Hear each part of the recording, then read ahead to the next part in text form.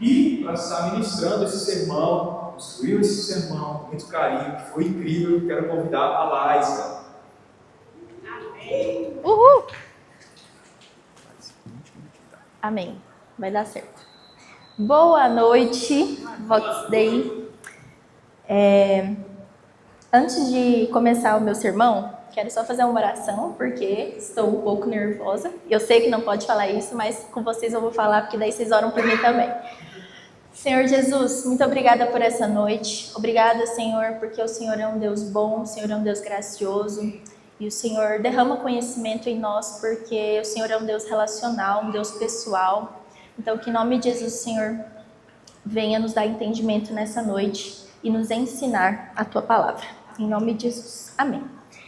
Primeiramente, queria fazer uma leitura rápida de Lucas 15, que é o texto base do meu sermão.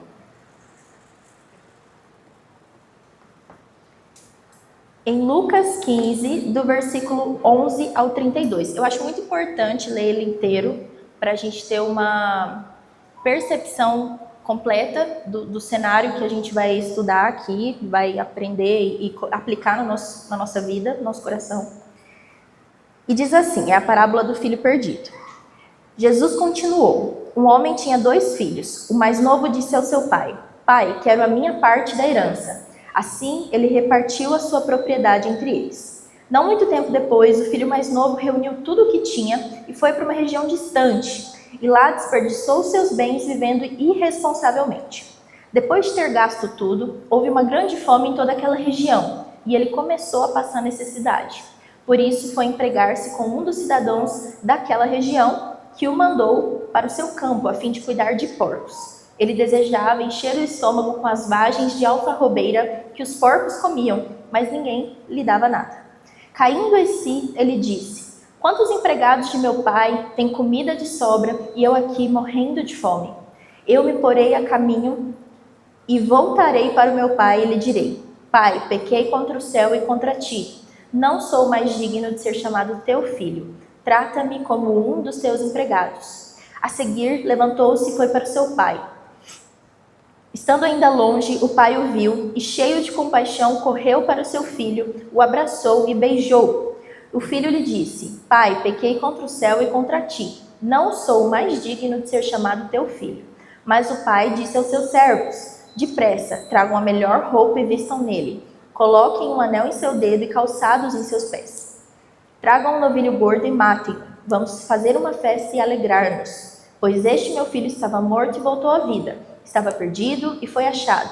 Começaram a festejar o seu regresso. Enquanto isso, o filho mais velho estava no campo. Quando se aproximou de casa, ouviu a música e a dança. Então chamou um dos servos e perguntou o que estava acontecendo. Este lhe respondeu, seu irmão voltou e seu pai matou o novilho gordo porque o recebeu de volta são e salvo. O filho mais velho encheu-se de ira e não quis entrar. Seu pai saiu e insistiu com ele. Mas ele respondeu ao pai, olha, todos esses anos tenho trabalhado como um escravo a teu serviço e nunca desobedeci às tuas ordens, mas tu nunca me deste nenhum cabrito para eu festejar com meus amigos. Mas quando volta para casa esse teu filho, que esbanjou os bens com as prostitutas, matas o novilho gordo para ele. Disse o pai, meu filho, você está sempre comigo e tudo o que tenho é seu. Mas nós tínhamos que celebrar a volta do seu irmão e alegrar-nos, porque ele estava morto e voltou à vida. Estava perdido e foi achado. Amém? Amém. Essa parábola, ela vem num contexto onde Jesus está contando várias parábolas e quem que era o público que estava ali ouvindo Jesus? Existiam o público-alvo, digamos, dessa pregação, que seria os publicanos, os pecadores, porém, existia um outro grupo que estava ali assistindo, julgando, que eram os mestres da lei e os fariseus. E eles estavam julgando no sentido de que, quem que é esse homem para se assentar com esse bando de pecadores? Então, aqui, como a gente leu a história inteira, a gente já consegue ter um pouco de panorama de por que Jesus contou essa parábola, dentre outras que ele contou. Aqui vai falar de um filho mais novo, que é irresponsável, que gasta, que se rebela. E aí não é muito difícil a gente conectar esse filho rebelde, desviado, a esses pecadores que estavam lá com Jesus ouvindo essa parábola. E não é muito difícil a gente conectar o filho mais velho sendo os fariseus. Os fariseus. Não é muito difícil fazer essa conexão. Mas é importante ressaltar que é isso que representa, né? Para quem talvez não entendeu isso ainda. Mas eu quero extrair alguns princípios dentro dessa história em relação ao filho mais novo e em relação ao filho mais velho. Por quê? Às vezes, a gente olha para essa história só olhando para o filho mais novo, às vezes a gente olha só olhando para o filho mais velho, ou às vezes, que é o que eu quero fazer agora, é olhar para os dois. Porque às vezes na nossa vida, seja uma estação, seja uma situação, ou a nossa vida inteira, a nossa história de vida, ela pode se conectar com os dois tipos de filhos. Beleza. Então, onde eu quero começar? Primeiro princípio, a concepção do pecado. Quando o filho mais novo, ele pede a sua herança ao pai, existe uma mensagem muito nítida que ele dá ali, que é: meu pai morreu, no meu coração eu não tenho pai. Porque herança se dá quando alguém morre.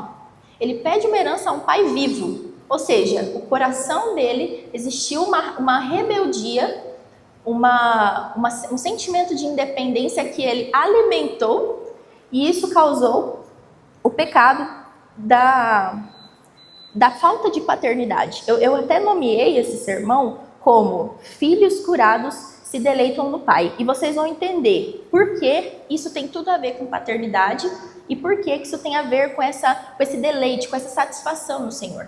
Quando a gente vê aqui que o filho pródigo ele pede essa herança, isso significa que ele estava insatisfeito, certo? Se ele tivesse satisfeito, ia tudo ficar como estava.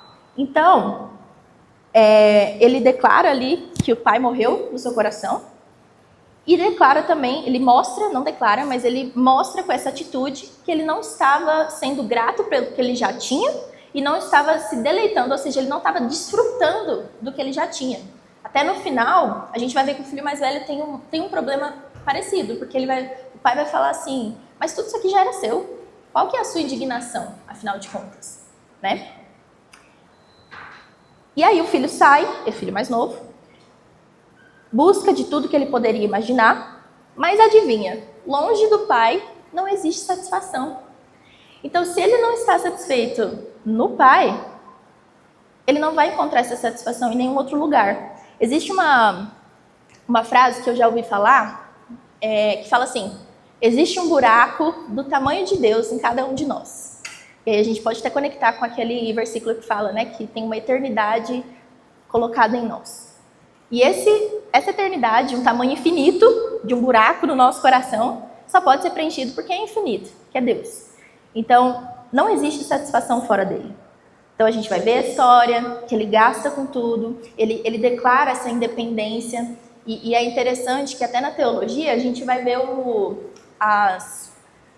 os atributos comunicáveis e incomunicáveis de Deus. E um dos atributos incomunicáveis, ou seja, Deus tem e a gente não, é o quê? Independência. Deus não precisa da gente, mas a gente precisa de Deus. Então, o filho pródigo aqui, a história dele vai revelar que essa independência do pai vai sempre nos levar à ruína. Um segundo princípio, ainda discorrendo sobre essa rebeldia, para quem não está posicionado na paternidade de Deus, qualquer estranho vira pai. O que isso significa, né? O filho pródigo, na verdade, nós somos adoradores. Se a gente não adora ao Senhor, Criador dos céus e da terra, a gente vai adorar outra coisa, porque essa é a nossa natureza. Então, o filho pródigo, ele vai adorar a independência dele, a falsa sensação de independência, na verdade. Ele vai adorar o dinheiro, então ele vai se mover pelo que ele tem.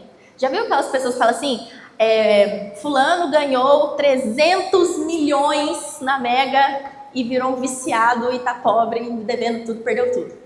Por quê? Recebeu uma grande quantia em dinheiro, aquilo, meu Deus, eu ganhei dinheiro, agora eu vou ter que adorar isso, agora isso vai ser o meu Deus. E aí se perde, porque qualquer coisa no lugar de Deus que não seja Ele, nos leva à ruína. Os nossos prazeres podem ser do nosso Deus. Então, aquela pessoa, às vezes nós, né, sentimos vontade e fazemos. Nossa, assim, a pessoa foi ríspida comigo. Nossa, eu nem pensei 2 vezes. Já lasquei a resposta na cara dela. Porque eu sou assim, eu tenho um temperamento forte. Pronto, seu Deus agora é a sua vontade, o seu instinto. A primeira coisa que você sente, você vai lá e faz. Nossa, não sinto vontade de ir na igreja de domingo. Nossa, domingo é um dia que eu não posso, não consigo sair de casa. Pronto, seu Deus é a sua vontade. É isso que você está obedecendo, é isso que está regendo a sua vida. Você só faz o que você quer.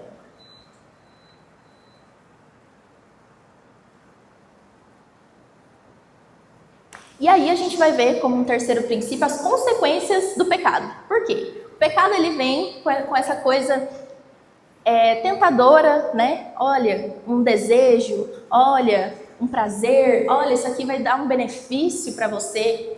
Mas com a mesma mão que ele tira, ele toma. Ou que ele te dá, ele toma. Então o que acontece? O pecado ele dá uma sensação de poder para você, mas ela é muito rápida. E depois o que o pecado faz? E a gente vai ver isso nessa história, e a gente vê na nossa história também. Ele traz humilhação. Ele tira a nossa dignidade. Ele deixa você lá nos cacos. Vai falar, tá vendo o que você fez? Você sabia que era errado, ó. Aí, ó, seu imundo. Aí, olha só, o filho pródigo, ele olha para os porcos. Porcos, detalhe, era considerado um animal impuro. Um animal escárnio, isso aí não. Porco, Ele deseja comer a comida desses porcos. Você acha que esse rapaz tinha um pai? Ele age como se não tivesse. Então a gente entende, sim, é bom pecar, porque se não fosse a gente não pecaria. Mas o preço é a morte, né? E ele tira a nossa dignidade. Alguns exemplos também na nossa vida prática, além das vontades que eu dei um exemplo.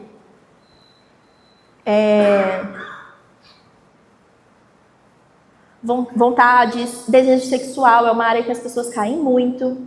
Uma resposta à altura, essa questão de ser grosso, de ser curto e grosso. Uma mentirinha que vai livrar de um baita problema. Sabe aquela hora que você fala assim, nossa, se eu contasse uma mentira agora, eu não ia ter que explicar mais nada. Tipo assim, eu ia resolver minha vida agora. Aí não, eu vou ter que explicar, vou ter que o caminho mais difícil, eu tenho que contar a verdade, vamos lá, vamos explicar, vamos dar. Então assim, é nessas pequenas coisas que a gente peca no nosso dia a dia. E aí, voltar ao pai parece uma imensa humilhação. Então, mesmo caindo em si, se arrependendo, na mente do filho mais novo, ainda assim não existia mais lugar para ele na mesa. Olha só, o pecado tira a nossa dignidade. Então, assim, uma situação que o pai nunca colocaria, ele está. Que é, desejando a comida dos porcos, aí ele se arrepende, ele fala, vou voltar para meu pai. Mas eu não vou voltar como filho mais, porque eu não sou mais digno. Não, aí quando você peca, é mais difícil, você pode reparar isso. Quando você peca feio, é difícil você voltar a fazer devocional. Às vezes é difícil você voltar para a igreja. Porque você fala assim, nossa, mas sou mais digno não. Nossa, eu vou falar com Deus depois de ter maltratado minha mãe, meu esposa. Nossa, eu vou falar com Deus mesmo. Tipo assim, ele nem vai querer me ouvir. Nossa. E aí, em vez de você ir aonde vai te limpar, que é o pai, o pecado ele quer fazer o quê? Você sair, porque ele não quer, né? Ele não quer que você se cura, que você se limpa. E aí nós chegamos num ponto muito importante da história da humanidade e também dessa parábola, que é a graça. E a graça, olha só que interessante, a graça imerecida, ela vai revelar o órfão dentro de casa. Então, o filho mais novo volta. Ele é surpreendido pela misericórdia do pai. Ele esperava ser tratado, talvez, na melhor das hipóteses, como um dos servos do pai dele. E ele recebe honra.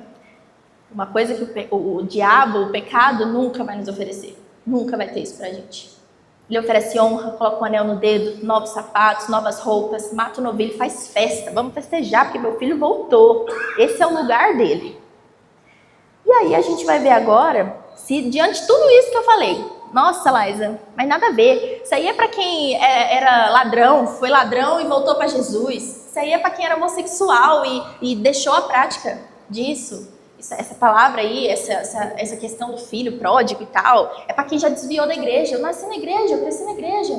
Eu não sou o filho pródigo. nunca tive esse problema. Primeiro, reanalise.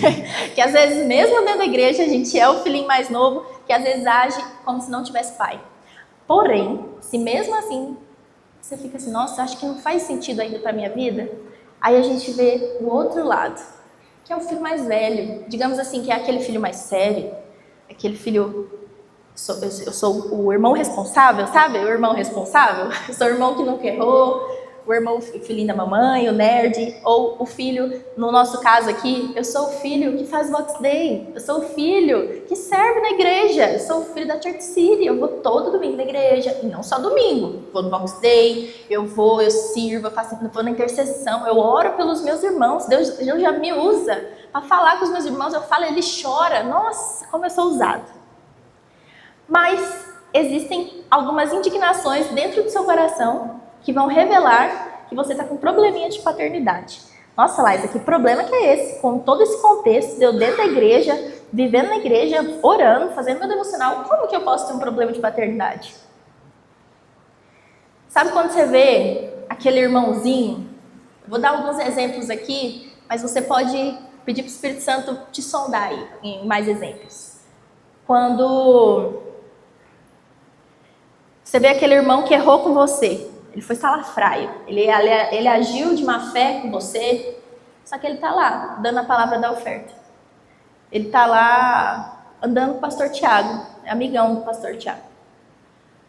Nossa, mas esse irmão, ele pisou feio comigo, mas ele está lá servindo. Ah, não.